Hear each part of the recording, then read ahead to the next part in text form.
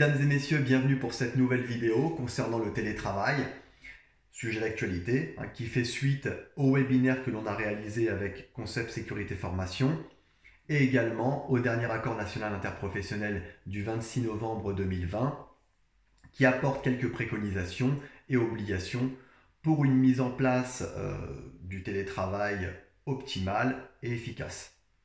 Alors, pour rappel, le télétravail donc, est défini comme toute forme d'organisation du travail dans laquelle un travail qui aurait également pu être exécuté dans les locaux de l'employeur est effectué par un salarié hors de ces locaux de façon volontaire en utilisant les techniques d'information et de communication donc stipulées par l'article L1222-9 du Code du travail. Alors, cet accord national interprofessionnel vient préciser, ou en tout cas mettre l'accent sur la régularité de cette forme de travail, cette organisation de travail. On le voit bien, ce qui n'était pas le cas avant la crise sanitaire en France, on se rend bien compte que le télétravail tend à se régulariser, à devenir une forme d'organisation de travail régulière. Et donc il faut s'attendre à ce que cette forme-là se banalise dans les 2 ans à venir.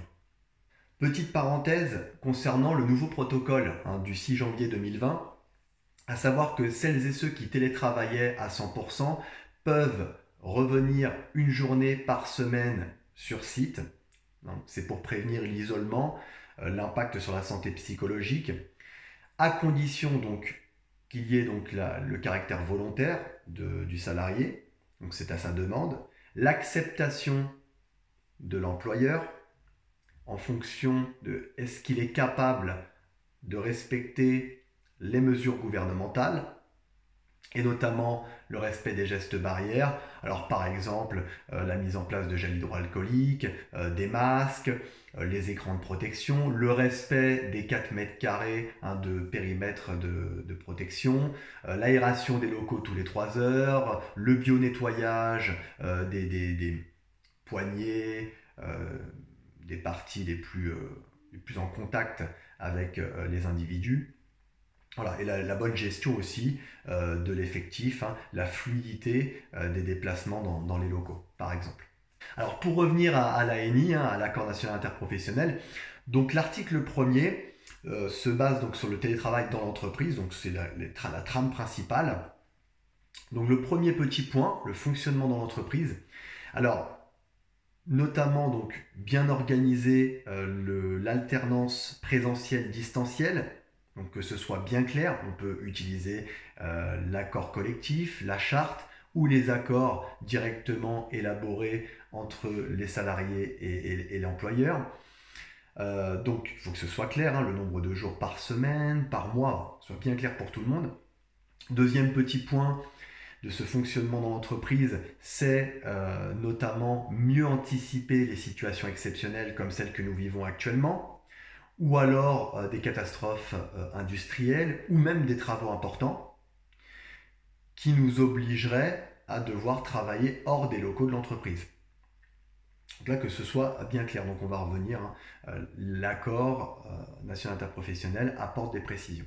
Et puis le troisième petit point concernant le fonctionnement dans l'entreprise, c'est bien définir les situations de travail éligibles. Quels sont les postes éligibles au télétravail en fonction des besoins en équipement, en fonction des données confidentielles ou pas, en fonction du travail collaboratif. C'est pas toujours évident de travailler de manière collaborative quand on est à distance. Je sais de quoi je parle.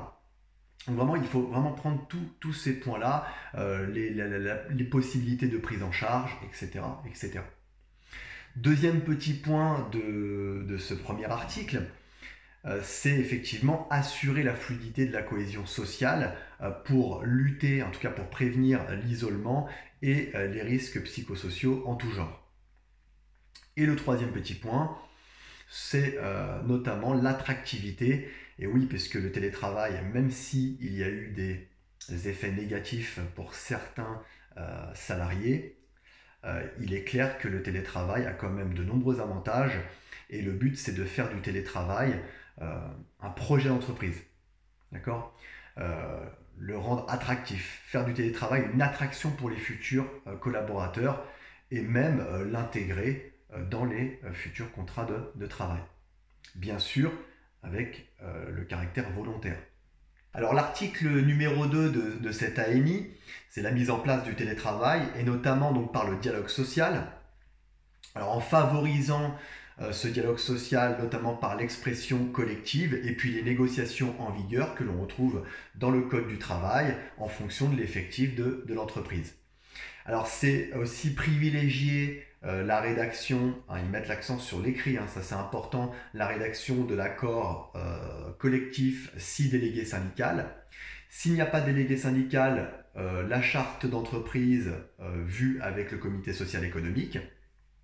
Et dans le dernier cas, s'il n'y a pas d'instance représentative du personnel, un accord directement élaboré entre l'employeur et les employés en utilisant l'accord de branche s'il existe. Alors, ça permettra de bien préciser les périmètres d'action, l'éligibilité des situations de travail, la prise en charge des frais professionnels. Ça permet de mettre un cadre. Alors, bien sûr, il y a aussi cette notion de double volontariat dans cette ANI, c'est-à-dire que le double volontariat, c'est la volonté aussi bien de l'employeur que de l'employé, avec possibilité de refus motivé par l'employeur, comme vu lors du dernier webinaire. Donc le deuxième article de cette ANI se penche sur la forme de l'accord, privilégier l'écrit pour les accords et la charte. Si donc le télétravail est régulier, seulement s'il est régulier, qu'il y ait accord ou pas, il faut qu'il y ait une information écrite obligatoire par rapport aux salariés quant à la mobilisation, à la mise en œuvre du télétravail. Alors il reprend 5 points qui sont: est-ce qu'il y a un cadre collectif qui existe? Est-ce qu'il y a un rattachement hiérarchique? D'accord? Qui est celui qui va superviser donc les équipes à distance? Quelles sont les conditions d'évaluation des charges de travail? Quelles sont les conditions d'élaboration des comptes rendus et de liaison avec l'entreprise? Voilà.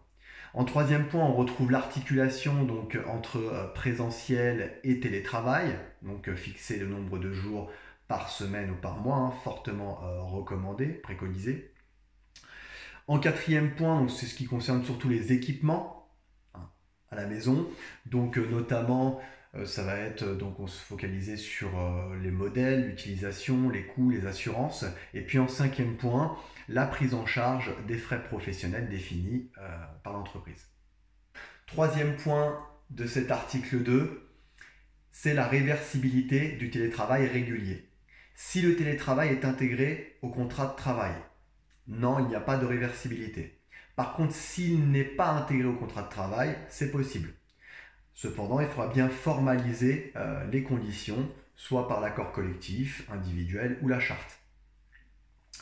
Autre point, il y a priorité de retour sur un poste fixe, d'accord, à des télétravailleurs ou un télétravailleur de l'entreprise qui le souhaiterait, bien évidemment.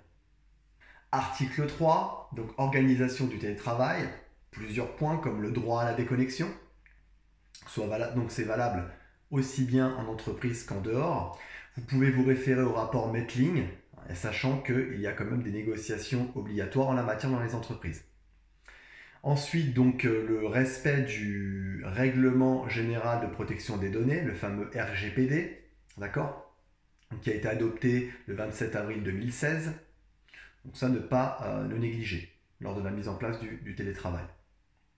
Autre point crucial de cet article 3, c'est la prise en charge des frais professionnels, donc des télétravailleurs dans un premier temps. Savoir que l'employeur prend en charge les frais engagés par les télétravailleurs. Il n'y a pas de liste détaillée à l'heure actuelle. Les frais, on entend par frais, en fait, ceux qui sont engagés et qui sont en lien direct avec l'activité, tels que les énergies, chauffage, électricité, ça peut être les consommables, le matériel bureautique, l'imprimante, ordinateur portable, par exemple. Alors, à savoir qu'aujourd'hui, donc, il existe deux modalités de prise en charge, soit une allocation à hauteur de 10 € par mois, par jour télétravaillé chaque semaine. Donc si je travaille un jour par semaine dans le mois, c'est 10 €, 2 jours par semaine dans le mois, 20 €, et ainsi de suite. Ça, c'est l'URSSAF qui indique ça. Et puis, Deuxième cas, le remboursement des frais réels, avec présentation des justificatifs. Dernier point de cet article 3 important, c'est effectivement les règles de santé et de sécurité au travail, qui sont valables pour tous les travailleurs, peu importe qu'on soit sur site ou pas. C'est la même règle. Alors à savoir que l'ANI stipule effectivement qu'il doit être tenu compte du fait que l'employeur ne peut avoir une complète maîtrise du lieu dans lequel s'exerce le télétravail et de l'environnement qui relève de la sphère privée. Alors, là, on voit bien qu'il y a quand même une réflexion, c'est sur l'accidentologie, il y a un accident de travail, c'est vrai que c'est pas évident. Alors, c'est reconnu aujourd'hui, bien sûr, mais on voit bien qu'il y a une volonté de bien préciser, et je pense qu'il y aura des avancées dans les 2 ans à venir concernant les reconnaissances d'accidents de travail dans le cadre du télétravail. Autre point en santé et sécurité au travail, c'est effectivement un point d'honneur concernant l'évaluation des risques professionnels et notamment la distinction de 2 types de risques, c'est-à-dire le risque lié à l'isolement et à l'éloignement, donc important de le prendre en compte, de l'intégrer dans le document unique d'évaluation des risques professionnels, et puis le risque, bien sûr, de surexposition aux techniques d'information et de communication, et notamment de l'utilisation de l'ordinateur.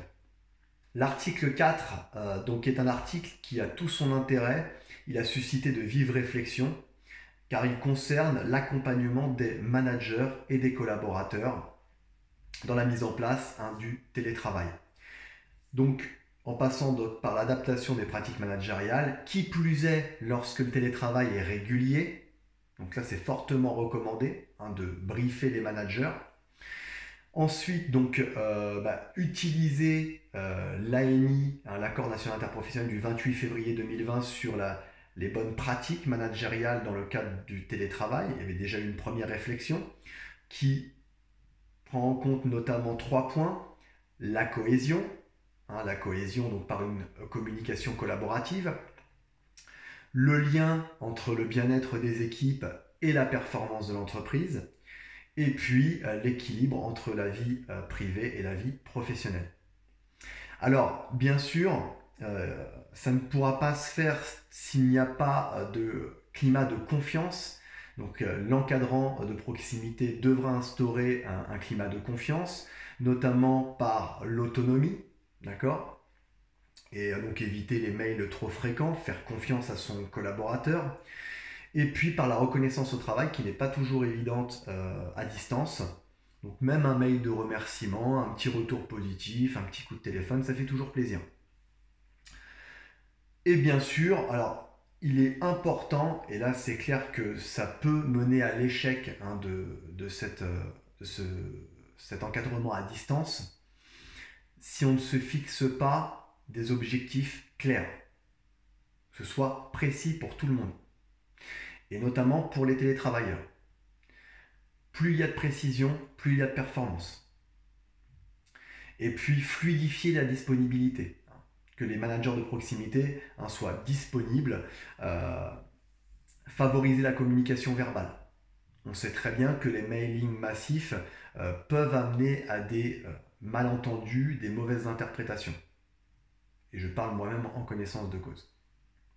Pour ce faire, l'ANI préconise donc la formation de l'ensemble des collaborateurs sur plusieurs thématiques, comme l'adaptation des modalités de réalisation du télétravail, comme l'autonomie des télétravailleurs, le séquençage d'une journée de télétravail.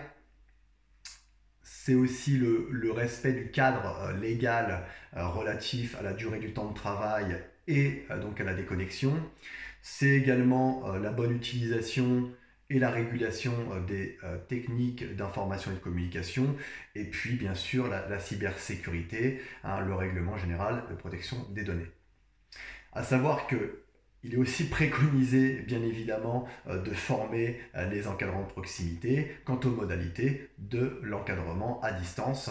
On peut retrouver notamment des exemples, des pistes par Cléa Manager que l'on retrouve donc dans l'ANI du 28 février 2020.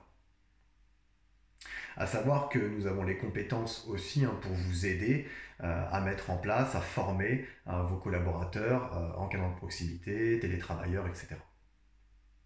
Concernant la formation et l'information, il faut savoir donc que si le télétravail est régulier ou si vous avez élaboré des accords collectifs ou des chartes d'entreprise, bien informer quand même les salariés lors de leur embauche quant aux modalités d'accès au télétravail. Si apprenants dans l'entreprise, si vous avez des apprenants, des alternants, donc il faut savoir que le télétravail est possible à condition de bien s'assurer de l'acquisition de leurs connaissances et de leurs compétences. Et puis dernier point, les aidants familiaux, eux ont des droits et des dispositifs spécifiques en matière de télétravail.